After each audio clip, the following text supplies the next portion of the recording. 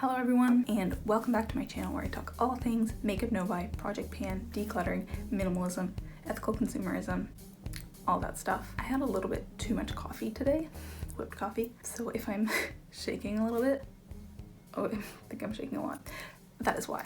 Today I wanted to talk about the reason why we have too much makeup. Now I've seen this broadly discussed, and I myself have actually done a video on what is too much makeup and if you can have too much makeup. I've seen people talking about why it's bad to have too much makeup and the issue with thinking of makeup as a collection, but I haven't actually seen anyone discuss why we are buying so much makeup in the first place. So that's what I wanted to talk about today.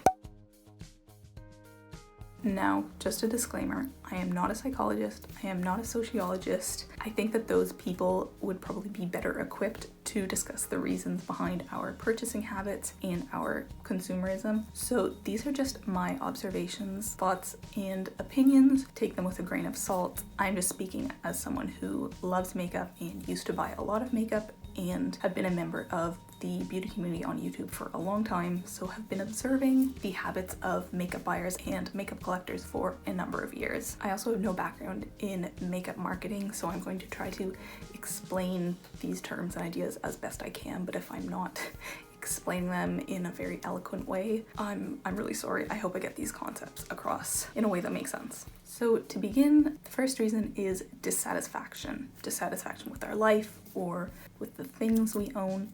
This can sort of apply to a broad range of items, not specifically makeup.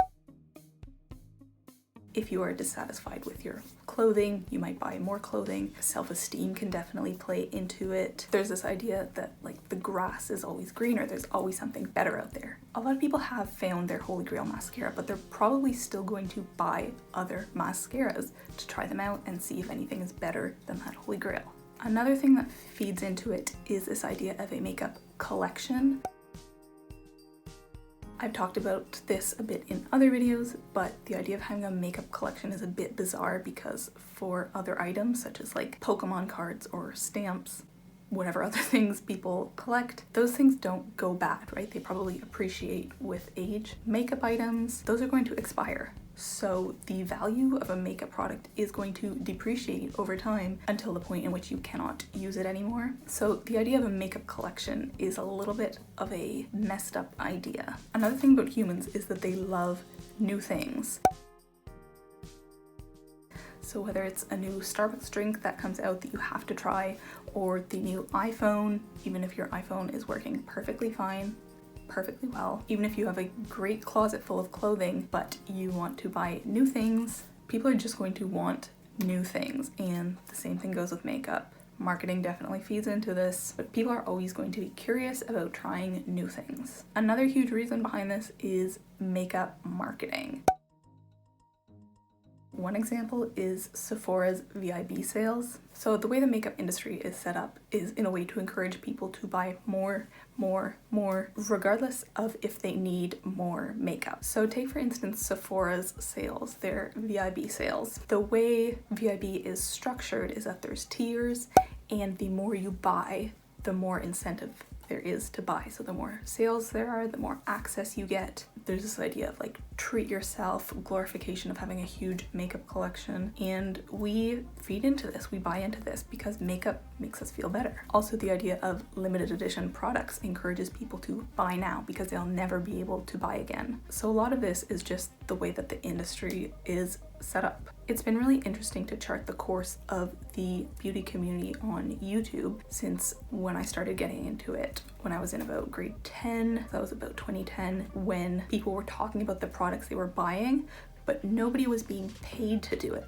at that time. And now influencers, YouTubers who talk about beauty are a huge part of this global makeup market. The relationship between YouTube, between influencers and their communities has changed. Another thing is that YouTube glorifies hauls. A huge part of beauty community on YouTube is about doing haul videos, not declutters and not no-buys. Those are far less popular. Although empties videos are becoming much more popular, and that's really encouraging to see.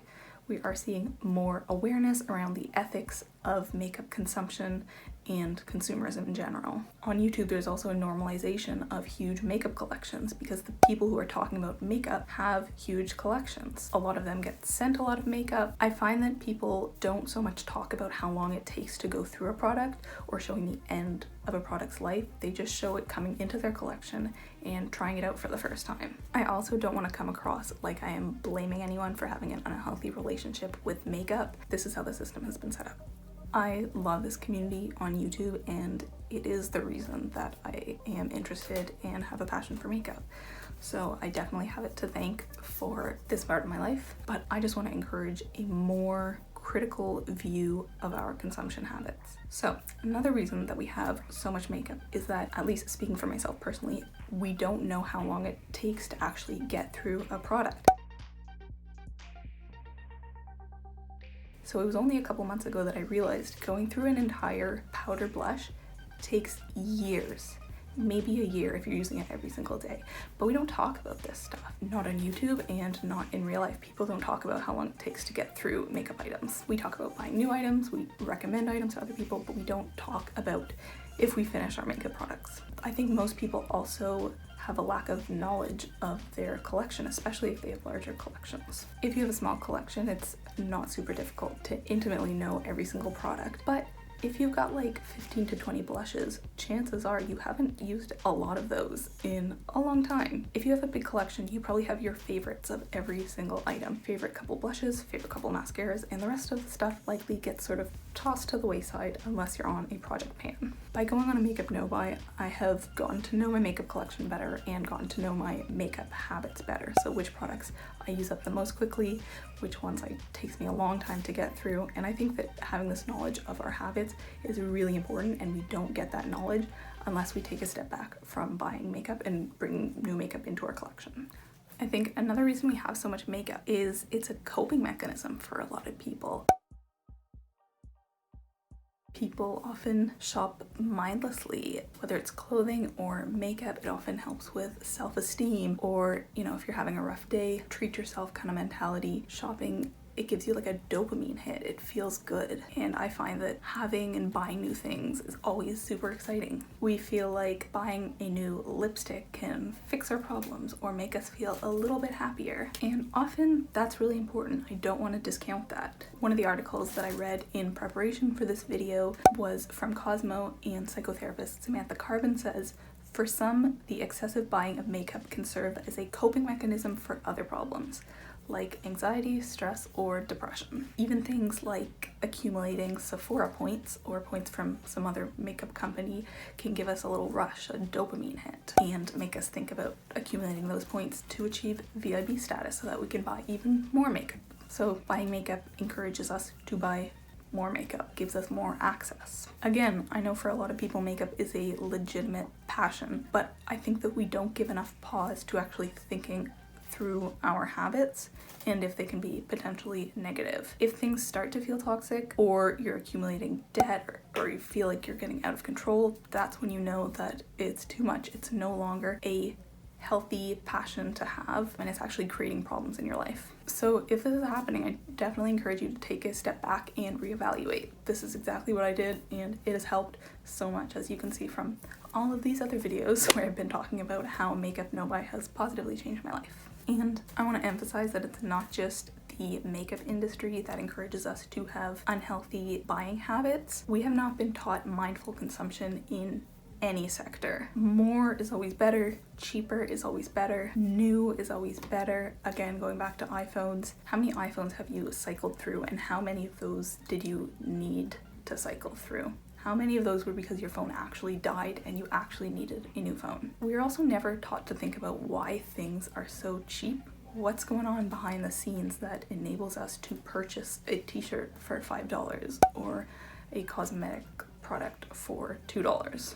The reason is because employees aren't being paid adequately and bad materials are being used. Things aren't made ethically a lot of the time. If you're seeing cheap products, That's why. I was personally taught to value a sale or something being cheap because then you could buy it, then you could snap it up. Whereas now I feel like I value things that are more expensive. Not if they're expensive just for the sake of being expensive, but if it means that the company is more environmentally minded, more ethical, paying its workers more, or if it means that the product is just going to last a lot longer, or if I'm going to hold on to that product longer because I spent more money upfront on it and I spent more time thinking about if I should buy it. If I paid more for something, I'm probably going to keep it for longer, and I don't know why I didn't realize that before. There's not always a correlation between cost and quality, but there often is. So I think the ultimate question is, why do you shop? I think asking ourselves this can help get to the bottom of if we have a healthy relationship with makeup or not. For me, I used to shop because I just wanted a bigger collection and I got bored of the stuff I already had. I got a kick out of sales. If you don't identify with this at all, that's great, and you have a great relationship with makeup. Take heed that you keep these good makeup habits. I'm sorry if this video comes off as super negative or super critical of YouTube or the beauty community. I just wish that I had seen a video like this or heard this perspective a few years ago, because I'd never considered these things before, and maybe all of you watching this already know this. I'm just shouting into the void, or I'm speaking to people who share my values and beliefs. But if not, I hope this video made sense to you, and I would love to hear about your relationship with makeup. I wanted to end on this quote that was also in that Cosmo article because it struck me as very true. Makeup is not the be-all and end-all, and as my drawer of highlighters only goes to prove, your future happiness does not hang in the balance if you miss out on that limited edition lipstick. Thanks so much for watching. Please let me know your thoughts on this video. Click the like button and subscribe down below, and I'll see you next time. Thanks, bye-bye. I'm having so much trouble filming this because I've had so much caffeine, so I'm so like hyped up.